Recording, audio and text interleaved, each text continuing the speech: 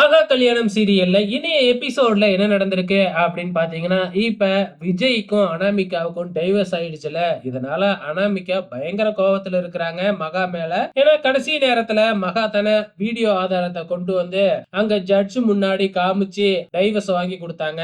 இதனால கண்டிப்பா நான் அந்த பிரபாவோட கல்யாணத்த நடக்கவே விட மாட்டேன் அப்படின்னு சபதம் போட்டுக்கிட்டு இருக்கிறாங்க அனாமிகா. இந்த பக்கம் வந்து பாத்தீங்கன்னா, நம்ம கோடீஸ்வரி பிரபாவ போட்டு அடி பொளந்துகிட்டு இருக்காங்க.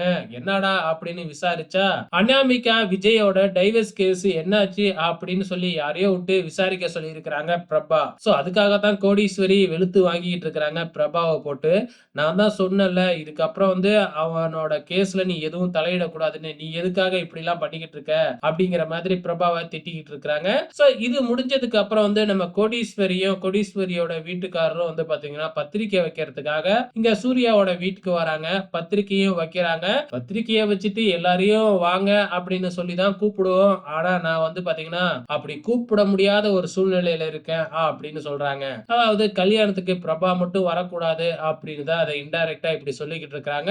அவங்களும் அத புரிஞ்சுக்கிறாங்க. பத்திரிக்கையெல்லாம் வச்சுட்டு கிளம்பும் பொழுது வந்து பாத்தீங்கன்னா பயங்கரமா வெயில் அடிக்குது. எப்படி எல்லாருக்கும் போய் தனியா பத்திரிக்கை வைக்கிறது அப்படின்னு ரொம்பவுமே ஃபீல் பண்ணிக்கிட்டு இருக்காங்க. அந்த நேரம் பார்த்து கரெக்டா நம்ம சூர்யா கார் எடுத்துக்கிட்டு வந்து வா நான் உங்களை அழைச்சிக்கிட்டு போறேன் அப்படின்னு சொல்லி கோடீஸ்வரியும் அவங்க வீட்டுக்காரரையும் நம்ம சூர்யாவே எல்லா இடத்துக்கும் பத்திரிக்கை வைக்கிறதுக்காக அழைச்சிக்கிட்டு போறாங்க. இதை பார்த்துட்டு பயங்கரமா மகா சந்தோஷப்பட்டுக்கிட்டு இருக்கிறாங்க. சோ வெயிட் பண்ணி பார்க்கலாம் கல்யாணத்துல என்னதான் பிரச்சனை வர போகுதுன்னு.